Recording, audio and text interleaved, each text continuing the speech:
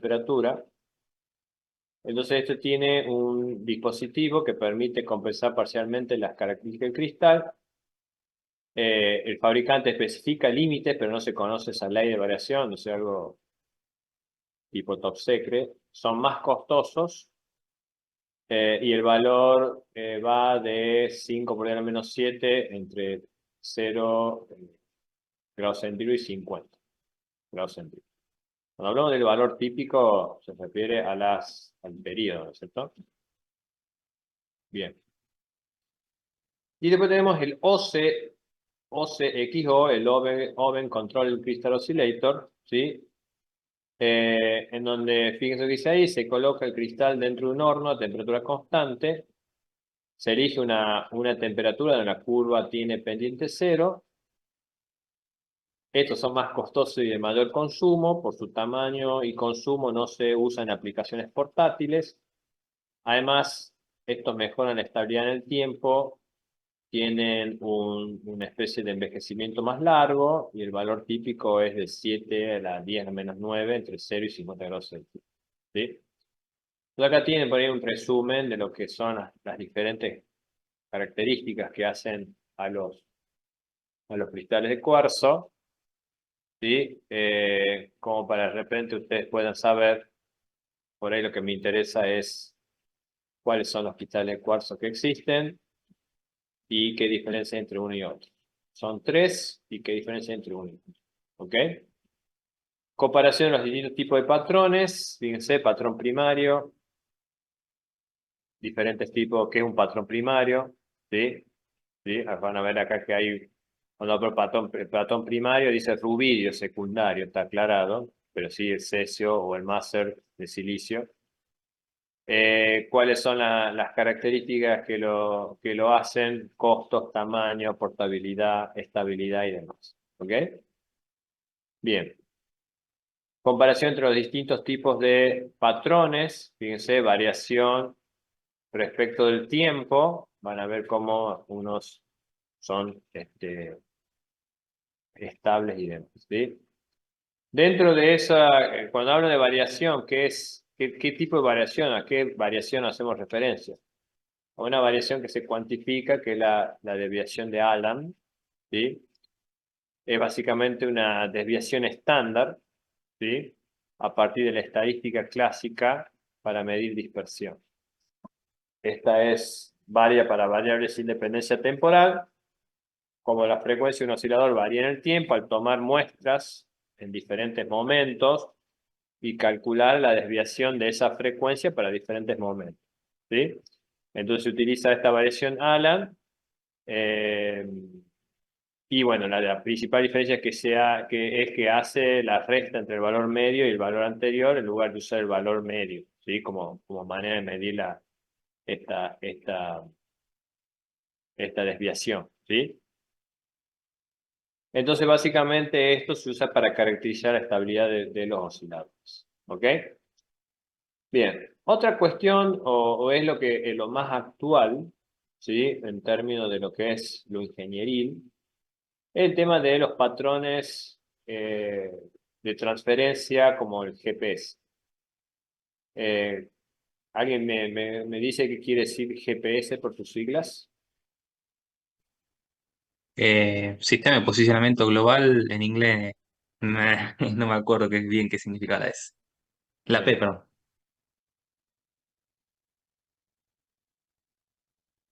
algo así. Fíjense después, me lo dicen para la próxima clase. Entonces, el sistema de posicionamiento global, que básicamente es Global Position System, ¿sí? Eh, Fíjense que es algo que ya está definido por norma. ¿Ok? Está formado por 24 satélites, ¿sí? No son ni 2, ni 3, ni 4, son 24, que contiene básicamente dos sistemas de rubidio y dos de cesio cada uno. Entonces, después me van a decir para la próxima clase, cada satélite, si tiene dos de rubidio y dos de cesio cada uno, qué tipos de patrones tiene. ¿Ok? Estos satélites están a una altura y que están orbitando en periodos de 11 horas 58 minutos de horas siderales. Normalmente al menos 4 satélites son visibles en cualquier lugar del mundo. O sea, por su manera y cómo están, hace que por cómo están orbitando, siempre por un lugar, por al menos 4 pasan. Entonces, eso le da una especie de estabilidad en cómo el mundo que se conecta a través de eso pueda tener una idea global o la red de posicionamiento a través de estos dispositivos. ¿Sí? Entonces, hay una cuestión presente en este sistema que son interesantes de considerar. Entonces, los efectos de la teoría de la relatividad deben ser tenidos en cuenta. ¿Sí? Acá tenemos que pensar que la Tierra se está moviendo, o sea, la Tierra se está trasladando y está rotando. Entonces, esa traslación y rotación y el movimiento que están haciendo los satélites orbitando alrededor de la Tierra producen alguna cuestión de pérdida o de error que hay que considerar. Entonces, la velocidad relativa del satélite hace que pierda 7.2 microsegundos por día respecto a la Tierra. Por el contrario, la altitud hace que gane 45,6 por día, ¿sí? Entonces hay una ganancia neta de 38,4 microsegundos por día. Entonces, los relojes atómicos de los satélites son ajustados para que pierdan 38,4 por día, de modo que desde la Tierra se perciba que están en la frecuencia correcta. ¿Se entiende? Si no, allá arriba, imagínense que el dispositivo está, si yo estoy en la Tierra, pero el dispositivo está arriba moviéndose, entonces el reloj que está arriba tiende a cambiar de hora con respecto a la Tierra por su relatividad. Entonces, evidentemente, hay que compensar. ¿Estamos aquí? ¿Está clarito? ¿Se entiende la idea? Sí, sí, profe. Bien. Entonces, estos dispositivos transmiten en dos frecuencias portadoras, una L1, que es de 1575-42 MHz, y otra L2 de 1276 MHz. Los receptores GPS proveen una salida de un PPS, a veces de 1 kHz, la cual se usa para enclavar en fase un oscilador de cuarzo o de rubidio por medio de un PLL. ¿Sí? Es como tener un oscilador autocalibrado. Entonces, a dicho oscilador se lo conoce como oscilador disciplinado por GPS o GPS2.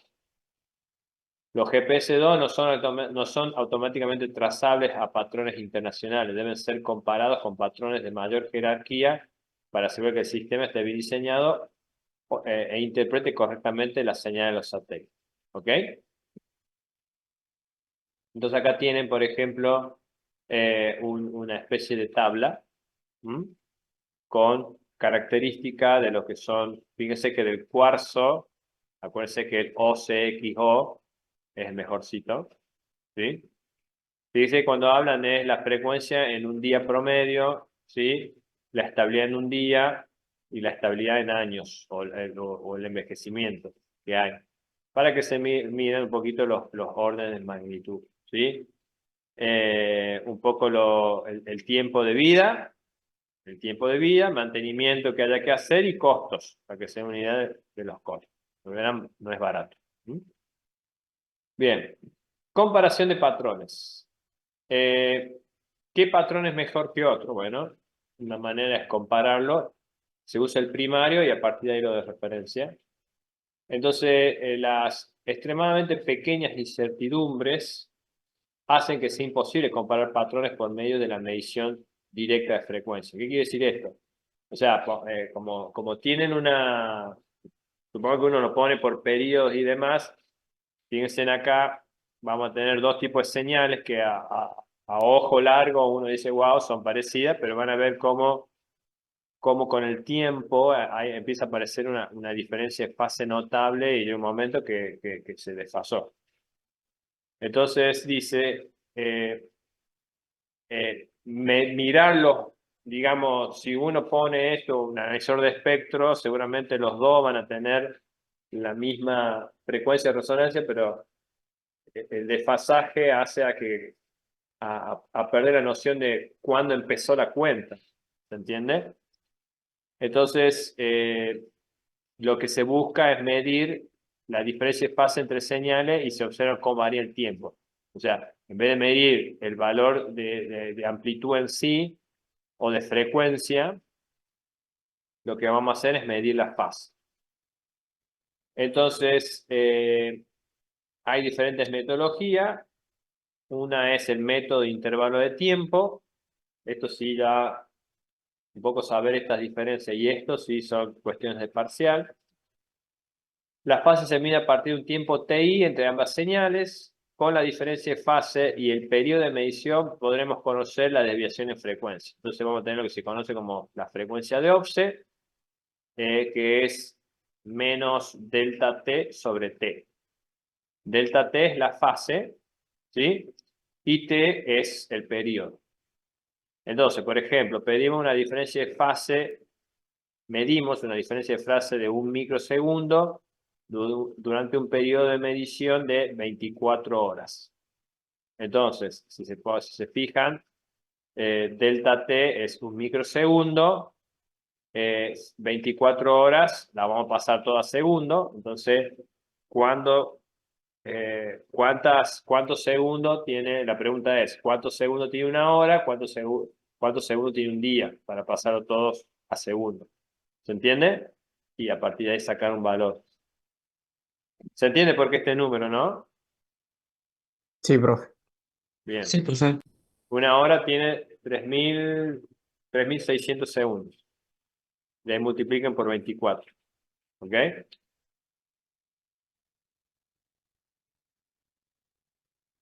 Sí, sí.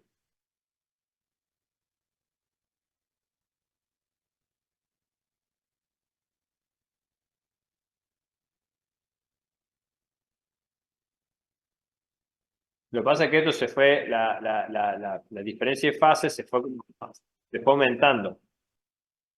Fue aumentando, fue como el acumulado. El acumulado. O sea, no el acumulado, es el valor que llegó hasta los 24 horas. Entonces, voy a decir, bueno, vos podés decir, bueno, si lo medí en menos tiempo, capaz que imperceptible, pero a partir de 24 horas, ¿sí? Se dio ese valor y ahí lo medimos. ¿Ok? Por eso también, fíjate que acá, cuando tira los valores, ¿sí? Es la aproximación de frecuencia en un día promedio. ¿Sí? La estabilidad en un segundo y la estabilidad en un día. ¿Ok? Como para el intervalo de tiempo que se utiliza. Entonces, por ejemplo, si acá tenés comparación de patrones, los periodos en un día, en un segundo, en una hora, en un día, ¿sí? Ahí vas a ver la desviación de fase que se va dando y la frecuencia. ¿Mm? Bien. Después tenemos el Time Interval Counter, ¿sí? La mayoría de los contadores tienen una resolución de 100 nanosegundos, que es el periodo de la base de tiempo. Otros tienen multiplicadores de frecuencia que permiten llegar a 10 nanosegundos o 1 nanosegundo. Todo ello es suficiente para comparar señales de 10 MHz. Entonces los TIC son contadores específicamente diseñados para medir el tiempo. Tienen divisores de frecuencia en sus entradas que permiten llegar a los 10 MHz, de 10 MHz a 1 Hz. A frecuencia baja la resolución es suficiente, por medio de interpolación puede llegar a 20 ps, ¿no? Entonces, la medición de estabilidad pueden, por ejemplo, computando la varianza de Allan a partir de mediciones de diferencia de fase hecha con el TIC, se puede caracterizar la estabilidad de un oscilador respecto a otro de referencia, ¿sí? Con estos dispositivos.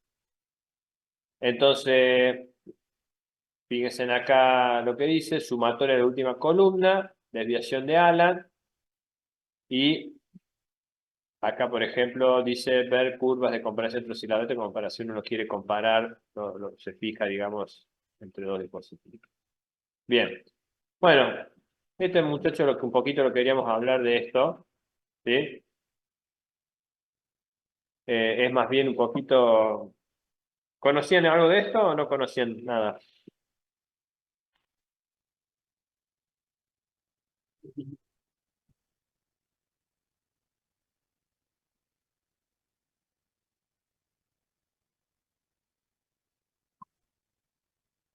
Está bien.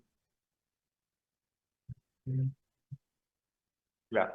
Bueno, un poquito, la idea de esta unidad es como para ir un poquito más allá y entender qué existe e indagar un poquito en cuáles son los patrones de tipo y frecuencia y de dónde salen los valores que se usan en los diferentes ámbitos, no tan solo de ingeniería, sino un poquito más precisión, investigación, ¿sí?